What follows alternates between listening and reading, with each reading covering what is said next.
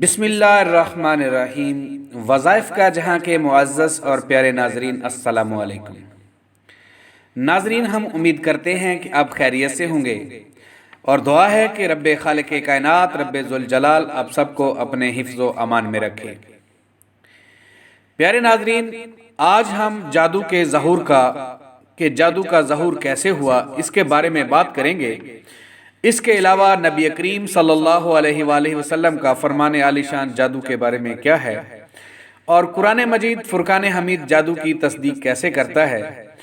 اور کیا جادو فی الواقعی آج کے دور میں موجود ہے، اس کے بارے میں آج ہم اس ویڈیو میں بات کریں گے۔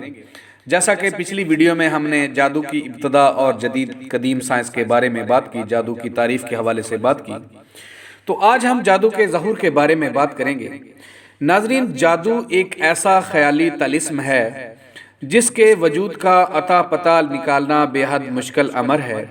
کیونکہ اس میں جادوگر اپنے خیالات و نظریات سے بے حد کام کرتے ہیں، اور ان نظریات میں آئے دن تبدل و تحریف، بدی وجوہ حالات و واقعات ہوتی رہتی ہے۔ جادو کا تخیل بذات خود انسان کی اپنی پیدا کردہ شے نہیں ہے، بلکہ یہ حقیقت اظہر من الشمس ہے کہ جس نے آدمی کو تخلیق کیا، اس نے جادو کا تخیل بھی دیا، لیکن اس تخیل میں رنگ امیزی ہر علاقے کے انسان نے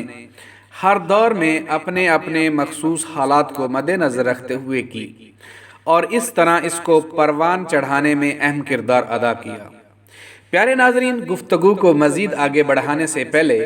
آپ میرا چینل وظائف کا جہاں کو سبسکرائب کر لیجئے اور ساتھ میں بیل کا آئیکن دبا کر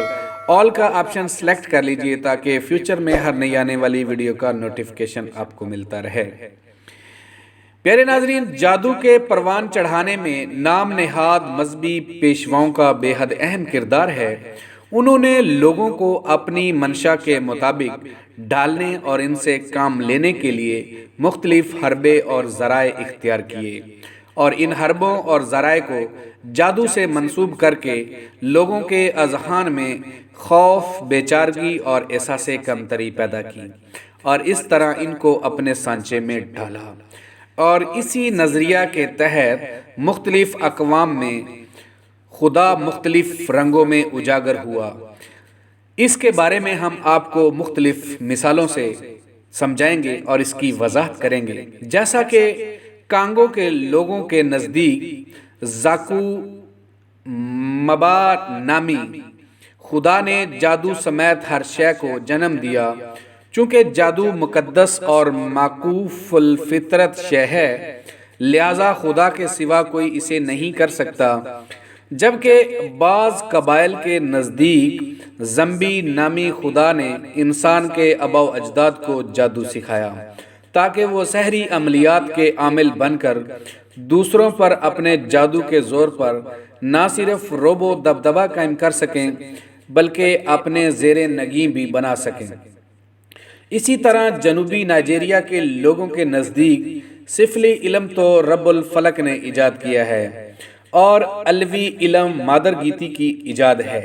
اسی لیے ان کے ہاں سفلی علم کے اثر سے بچنے کے لیے مادر گیتی سے بذریعہ دعا استعداد مانگنا ضروری ہے، جو کہ اسے زائل کرنے پر قدرت رکھتی ہے۔ بائنا المعفا نامی خدا اتفاقات اور حادثات زمانہ کو معرض وجود میں لانے اور انسانوں کو جادو سکھانے پر مامور ہے، جبکہ تاؤد یونامی خدا جادو کا سرچشمہ ہے۔ پیارے ناظرین، یہ مختلف علاقوں کے نظریات ہیں کہ وہ جادو کو یا خدا کو کس نظر سے دیکھتے ہیں۔ اس خدا کے متعلق لوگوں کا یہ گمان ہے کہ جب خدا نے آدمی کو پیدا کیا تو اس جادو کا علم بھی مرحمت فرمایا۔ یہ خدا عجیب و غریب طبیعت کا مالک ہونے کی وجہ سے دنیا کے امور سے بذات خود لا تعلق رہتا ہے، لیکن دینی امور کو بذریعہ سحر قابو میں رکھنے کے لیے اپنے مخصوص پیروکاروں، جن کو جادوگر کہا جاتا ہے، ان سے کام لیتا ہے، گویا یوں نظام کائنات کو چلاتا ہے۔ ایکواڈور کے لوگوں کے نزدیک ارواح زبردست جادوگرنیاں ہیں جو کالے اور سفید علم میں مہارت رکھتی ہیں اور انسان ان کی مدد سے ہی سحریات اور عملیات کا عامل بنتا ہے، جبکہ میکسیکو کے قدیم باشندے بھی اس بات کے قائل ہیں کہ جب دھرتی کا پہلا مرد اور پہلی عورت خداؤں کے کوہساری مسکن پر گئے تو انہوں نے جادو کے راز پائے۔ جنوبی الاسکا کے لوگوں کے مطابق انسان اور کائنات کا خالق پہلے پہل مدتوں زمین پر قیام پذیر رہا اور اس نے اپنی حیات عرضی کے دوران لوگوں کو جادو کے علم سے روشناس کرایا، جبکہ نائجیریا کے لوگوں کے نزدیک ان کے خالق نے انہیں جادو کے منتر سکھلائے تاکہ وہ ان کو بروئے کار لا کر بد ارواح سے کام لے سکیں۔ پیارے ناظرین، جادو کے بارے میں ہمارے پیارے آقا حضرت محمد صلی اللہ علیہ وآلہ وسلم امام الانبیاء مدینے والے کا فرمان علی شان کیا ہے؟ جس نے ستاروں کا علم سیکھا گویا اس نے جادو کا ایک حصہ سیکھ لیا، پھر وہ ستاروں کے علم میں جتنا آگے بڑھتا جائے گا اتنا ہی جادو کے علم میں اضافہ ہوگا۔ وہ شخص ہم میں سے نہیں جس نے خود فال نکالی یا اس کے لیے فال نکالنے کا کام کیا، اور جس نے غیب کے علم جاننے کا دعویٰ کیا، اور جس نے جادو کیا یا کسی کے لیے جادو کرایا، اور جو شخص نجومی کے پاس گیا یا جو کچھ وہ کہتا ہے اس نے اس کی تصدیق کی تو اس نے اللہ کے نبی کی شریعت سے کفر کیا۔ وہ شخص جنت میں داخل نہ ہوگا جو جادو پر یقین رکھنے والا ہوگا۔ جو شخص علم غیب کا دعویٰ کرنے والے کے پاس یا جادوگر کے پاس یا نجومی کے پاس آیا اور اس سے کچھ پوچھا اور پھر اس نے جو کچھ کہا اس نے اس کی تصدیق کر دی تو اس نے اللہ کے رسول پر اتارے گئے دین سے کفر کیا اور اس کے لیے جنت میں داخلہ نہ ہوگا۔ پیارے ناظرین، یہ تھے پیارے آقا نبی کریم صلی اللہ علیہ وآلہ وسلم امام الانبیاء کا فرمان علی شان جادو کے بارے میں۔ اب ہم جادو کی تصدیق قرآن مجید فرقان حمید سے کرتے ہیں۔ جادو فی الحقیقت دنیا میں موجود ہے۔ اس کے متعلق قرآن مجید فرقان حمید میں ارشاد ربانی ہے۔ قرآن مجید فرقان حمید کی آیات مبارکہ ہیں جس کا ترجمہ سورہ یونس میں ہے، وہ لوگوں کو جادو سکھاتے تھے۔ اس کے علاوہ سورہ فلق میں ہے، اور ان عورتوں کے شر سے جو گروہ میں پھونکتی ہیں۔ اس کے علاوہ سورۃ الاعراف میں لوگوں کی آنکھوں پر جادو کر دیا۔ اس کے علاوہ پھر الاعراف میں اس کی حقیقت کچھ بھی نہیں، یہ تو جادو کا تماشا ہے۔ اس کے علاوہ اور وہ جادوگر کسی کو جادو کے ذریعے نقصان نہیں پہنچا سکتے سوائے اس کے کہ اللہ کا حکم ہو۔ پیارے ناظرین، قرآن مجید فرقان حمید نے جادو کے بارے میں جو کچھ بتایا وہ میں آپ کی گوش گزار کیا، لیکن آخر میں یہ بھی کہا گیا کہ اور وہ جادوگر کسی کو جادو کے ذریعے نقصان نہیں پہنچا سکتے سوائے اس کے کہ جب اللہ پاک کا حکم ہو۔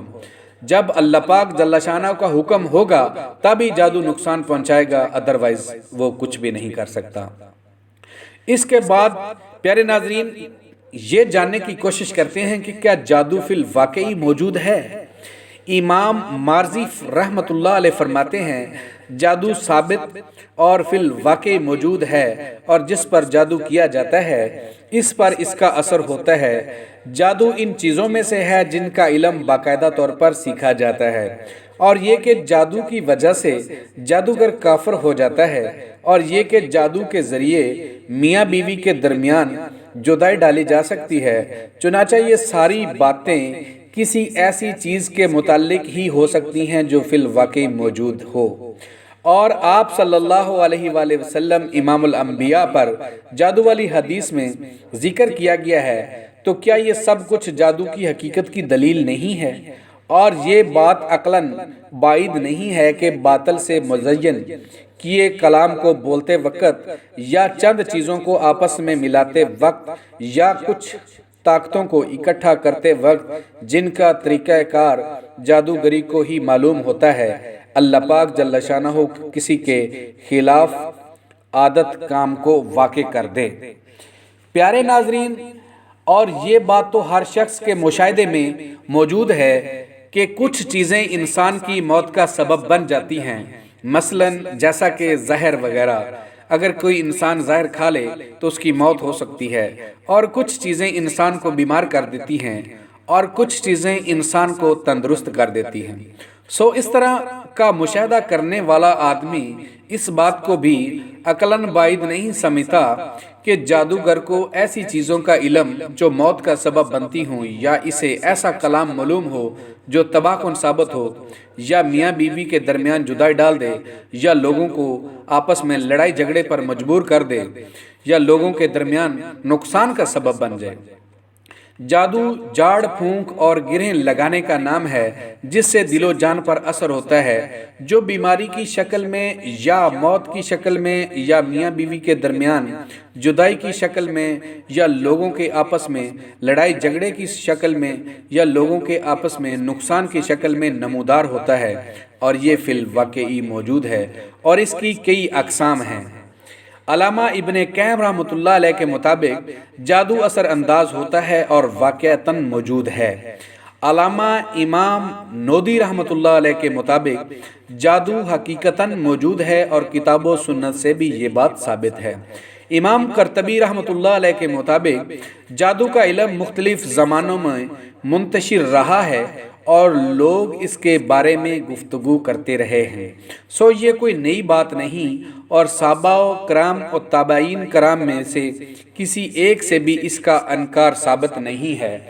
پیارے ناظرین، یہ تھی آج کی ایسی معلومات جس کے بارے میں نے آپ کو بتایا کہ جادو کا ظہور کیسے ہوا، جادو کے بارے میں نبی کریم صلی اللہ علیہ وآلہ وسلم امام الانبیاء کا فرمان عالی شان، اس کے بعد جادو کے بارے میں قرآن مجید فرقان حمید کی تصدیق، اس کے بعد کیا واقعی فی الواقعی جادو اس دنیا میں موجود ہے۔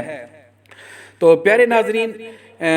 یہ تھی آج کی ویڈیو جس کے بارے میں ہم نے یہ سب چیزیں جانی۔ اب پیارے ناظرین، اس کے علاوہ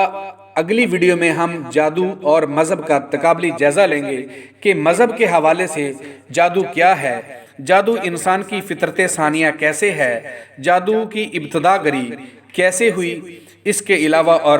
بہت کچھ۔ پیارے ناظرین، اگر آپ کو یہ آج کی ویڈیو اچھی لگے تو اسے لائک کر کے اپنے دوست احباب کے ساتھ ضرور شیئر کر دیجئے، اور ہمارا چینل وظائف کا جہاں کو ضرور سبسکرائب کر لیجئے۔ پیارے ناظرین، آخر میں اللہ پاک جل شانہ سے دعا ہے کہ آپ لوگوں کو اس دنیا اور آخرت کی تمام بلائیاں عطا فرمائے۔ اسی کے ساتھ اجازت دیجئے، اللہ نگہبان۔